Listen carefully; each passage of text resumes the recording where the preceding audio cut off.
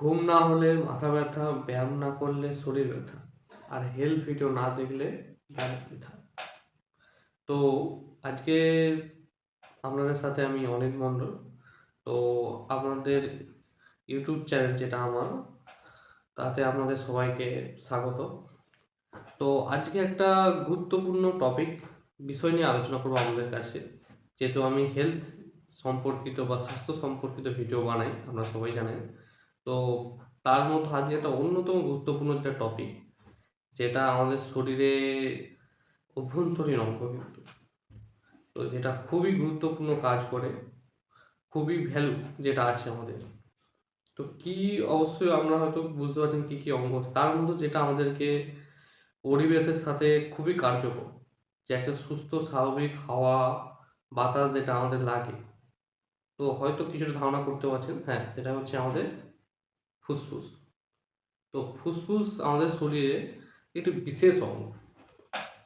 তো আজকে আমরা দেখবো যে ফুসফুসটাকে কিভাবে সুস্থ আর স্বাভাবিক রাখা যায়। তো আমরা সবাই জানি যে ফুসফুস যদি ঠিকমতো আমাদের শরীরে কাজ না করে, তাহলে আমাদের শরীর কিন্তু পুরো অচল। আমরা প্রতি মিনিটে 15 থেকে 20 বার শ্বাস নিই, ভাবতে পারছেন? তো আমরা কখনো কি ভেবে দেখেছি যে শ্বাস নেওয়ার যন্ত্রটা কতটা ঠিক আছে, বা সে আরো কতটা ক্ষমতা রাখছে, বা সেটা কতদিন কিভাবে ঠিক রাখা যায়? চলুন তাহলে আজকে দেখে নিই এই বিস্তারিত সব কিছু এই ভিডিওতে। 1 নম্বর, ফুসফুসের কাজ কি? অবশ্যই পয়েন্টগুলো মনে রাখবেন। 2 নম্বর, ফুসফুস খারাপ হলে কি কি লক্ষণ দেখা যায়?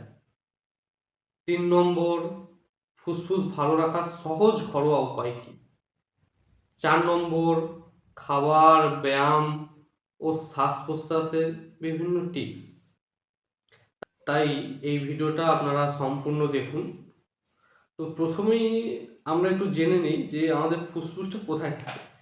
একটা সম্পূর্ণ স্বাভাবিক একটা জ্ঞান, যে আমরা স্বাস্থ্য সম্পর্কে জানতে, যে ফুসফুস ভালো রাখতে চাই, তো প্রথমে এটা জানা দরকার যে ফুসফুস কোথায় থাকে।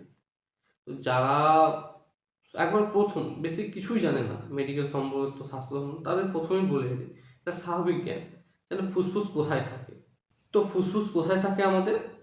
ফুসফুস থাকে আমাদের বুকের 2 সাইডে, এক বাম দিকে আর ডান দিকে। তো আমাদের দুটো ফুসফুস, আর দুটো ফুসফুস, একটা ডান বাম। তো দুটো ফুসফুসের মিডিলে আমাদের হার্ট, যেটা হৃদয়, সেটা থাকে, হার্ট থাকে। তো ফুসফুসের প্রধান কাজ কি আছে আমরা সবাই জানি, যে অক্সিজেন সরবরাহ করা।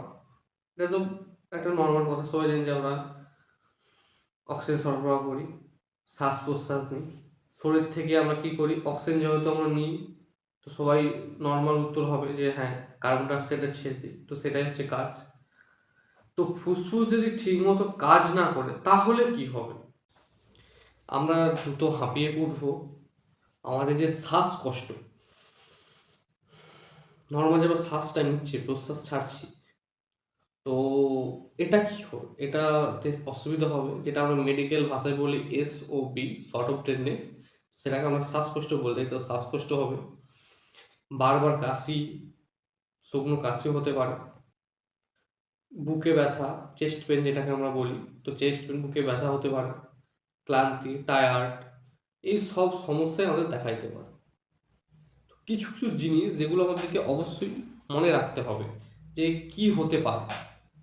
আমরা ছোট যারা মেডিকেলে কিছু জানে না, তারা এই ছোটোখাটো জিনিসগুলো আমরা যদি জানেন, তাহলে আমরা ভবিষ্যতে আরও অনেক সচেতন হতে পারবো। এই হচ্ছে আসল উদ্দেশ্য আমার, যে আমরা সচেতন হন, জানুন জিনিসগুলো কী হচ্ছে না হচ্ছে। আমরা মেডিকেলে অনেক বড় বড় ডাক্তার আছে, অনেক সবাই আছে, তো আমি বেসিক কিছু আমাদেরকে জানাচ্ছি, বেসিক কিছু টিপস, যেটা আপনাদের ক্ষেত্রে অনেক অনেক সাহায্য হতে পারে ফিউচারে। এই বেসিক কিছু টিপস আপনি জেনে রাখুন। তো এইগুলো হচ্ছে যে আমাদের প্রধান লক্ষ্য, বা প্রধান কিছু হতে পারে যে ফুসফুস যদি খারাপ হয়। তো ফুসফুস খারাপ হওয়ার প্রধান কারণ কি? ফুসফুস কেন খারাপ হচ্ছে? চলুন জেনে নিই। ফুসফুস কেন নষ্ট হয়?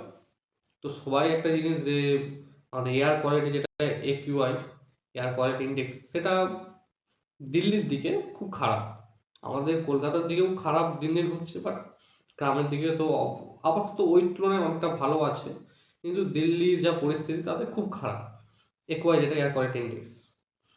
তো চলুন ওইদিকে ছাড়ুন, এদিকের কথা জানা যাক। তো ধূমপান করলে, যেটা আপনি প্যাসিভ হতে পারেন, বা প্যাসিভ মানে আপনি অন্য কারোর থ্রুতে যদি আপনার পাশে কেউ সিগারেট খাচ্ছে তার থেকে যে ধোঁয়াটা আসছে সেটা যদি আপনি নেন, সেটার ক্ষেত্রেও হতে পারে। সবসময় মনে রাখবেন, প্যাসিভ ধূমপান কিন্তু বেশি ক্ষতিকারক অ্যাক্টিভ থেকে। অ্যাক্টিভ বলে যে খাচ্ছে তাকে অ্যাক্টিভ বলছি, আর যে নিচ্ছে পরোক্ষভাবে তাকে প্যাসিভ বলতে। প্যাসিভ ধূমপান অনেক ক্ষতিকারক। তো ফুসফুসের কিন্তু সব থেকে বড় শত্রু হলো এই ধূমপান, মনে রাখবেন।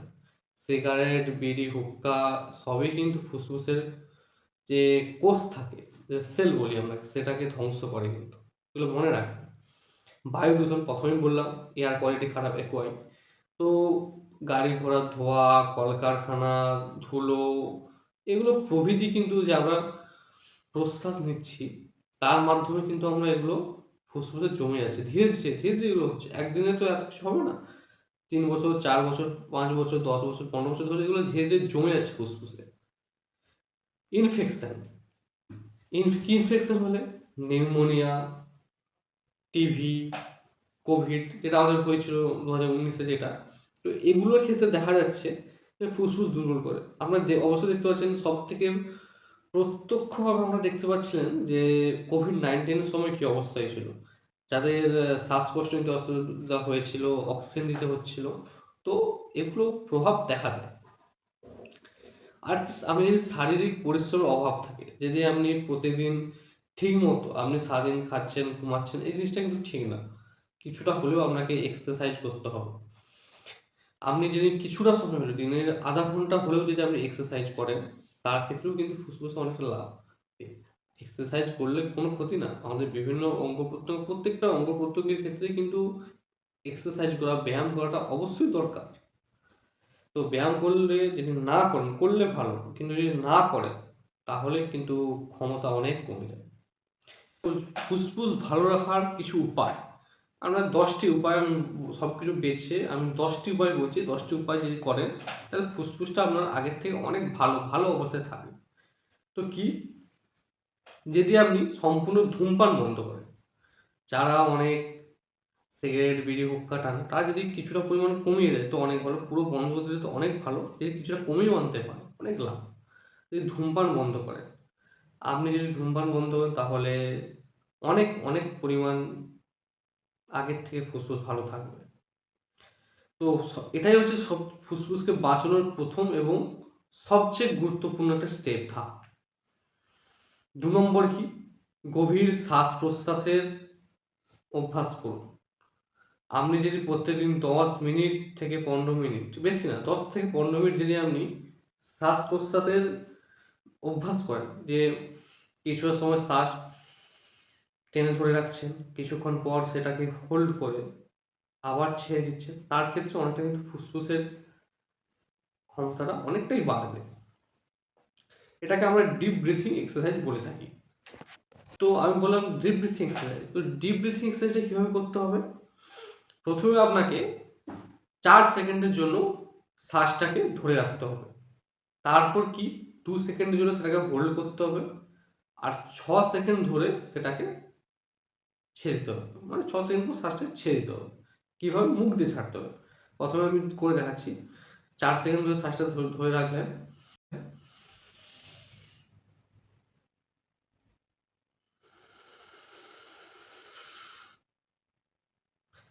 এই অবস্থায় মোট কথা 4 সেকেন্ড আপনাকে টানতে হবে, 2 সেকেন্ড হোল্ড, আর 6 সেকেন্ড আপনাকে ছেড়ে দিতে হবে।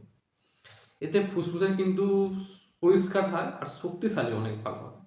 3 নম্বর পয়েন্ট কি? প্রাণায়াম আর যোগব্যায়াম। বিশেষ করে যারা কপালভাতি করে বা অনুলোম বিলোম, তো তাদের ক্ষেত্রে দেখা যাচ্ছে যে অনেকটা পরিমাণ অন্যান্য মানুষের তুলনায় কিন্তু ফুসফুসের শক্তি অনেকটাই বেশি। এখন কিছু মানুষ, যদি আপনাকে বলি 50 মিটার কি 100 মিটার দৌড়াতে, সে অটোমেটিকলি হাঁপিয়ে পড়বে, কারণ তার ফুসফুসের যে পরিমাণ শক্তি, যেটা সে শ্বাস টেনে ধরে রাখতে পারছে, তার পরিমাণ কিন্তু অনেকটাই কমে গেছে। তো এক্সারসাইজের ফলে সেই পরিমাণটা কিন্তু আগের তুলনায় অনেকটাই বাড়বে। তো এর ক্ষেত্রে যোগব্যায়াম করুন, কপালভাতি করুন, যাই করুন, তার ক্ষেত্রে কিন্তু আপনার ফুসফুসে অক্সিজেন ধারণ ক্ষমতাটা অনেকটাই বেড়ে যাবে। আর তারপরে কি, নিয়মিত হাঁটা, ৪ নম্বর পয়েন্টটা, নিয়মিত হাঁটা আর যোগব্যায়াম করুন। প্রতিদিন অন্তত 20 থেকে 30 মিনিট হাঁটুন। আমি বারবার বলেছি আপনাদের যে 15-20 মিনিট, 20 মিনিট থেকে শুরু করে 30 মিনিট পর্যন্ত হাঁটুন। হালকা, তার মাঝে মাঝে হালকা দৌড়াতে পারেন, বা যারা সাইকেল চালায়, স্টুডেন্ট ক্ষেত্রে সেটা অনেক ভালো, তারা প্রতিনিয়ত সাইকেল চালায়। এতে কি হয়, ফুসফুস অ্যাক্টিভ, সক্রিয় অনেক থাকে, অনেকটাই সক্রিয় থাকে। তো এই অভ্যাসটা অবশ্যই আমরা যোগ করব। ফুসফুসের জন্য এবার বলি উপকারী খাবার। তো এত কিছু বললাম, এত কিছু যোগ ব্যায়াম সব কিছু করার মতো খাবার তো অবশ্যই লাগবে না, তাহলে আমরা চলবেন কি করে? তো কি খাবেন? গাজর, সবচেয়ে ইম্পর্টেন্ট। গাজর, গাজর যদি খান তাহলে শরীরে অনেকটাই অনেকটাই লাভ হবে। এর ক্ষেত্রে চোখের জন্য তো অবশ্যই ভালো, পাশাপাশি আমাদের ফুসফুসের জন্য লাভদায়ক রয়েছে এটা। আর কি খাবেন? ব্রকলি, রসুন, আদা, হালকা দুধ, তার সাথে হলুদও মিশিয়ে খেতে পারেন। এসব খাবার কি করে, আমাদের ফুসফুসের পরিষ্কার রাখতে অনেক সাহায্য করে। তো এই খাবারগুলো অনেক সময় ডায়েটেও অ্যাড করা যেতে পারে, বা বিভিন্ন অভ্যন্তরীণ অঙ্গ, আমি আগের ভিডিওতে বলেছি লিভার, এসব ক্ষেত্রে অনেক অনেক কার্যকরী হয়। তারপর মেন পয়েন্ট কি, অন্যতম সবচেয়ে গুরুত্বপূর্ণ একটা পয়েন্ট, পর্যাপ্ত পরিমাণে জল পান করা। তো এটাই সব ভিডিওতে আমি বলেছি যে আপনি যদি তার শরীরের পরিমাণ থেকে প্রত্যেক দিন 2.5 থেকে 3 লিটার করে জল খান, সেটা অনেক অনেক লাভ হবে। সেটা দিনে 2 থেকে 2.5 লিটার জল খেলে কি লাভ হবে? ফুসফুসের ভিতরে শ্লেষ্মা থাকে, সেটা অনেক পাতলা করে।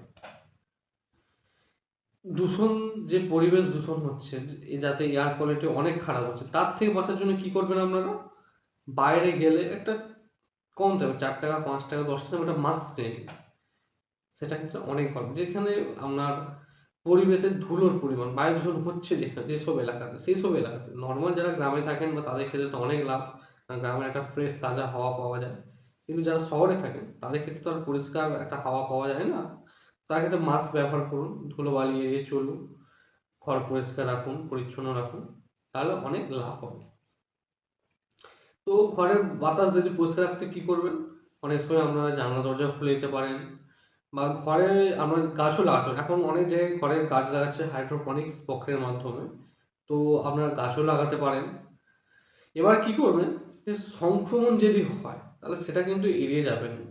আপনার শ্বাস নিতে কষ্ট হচ্ছে, বুকে ব্যথা হচ্ছে, জ্বর হচ্ছে, যাই হচ্ছে, আপনি আগে ডাক্তারের সাথে গিয়ে পরামর্শ করুন যে কি করলে কি ভালো হবে না ভালো হবে, সেটা অবশ্যই খেয়াল রাখুন।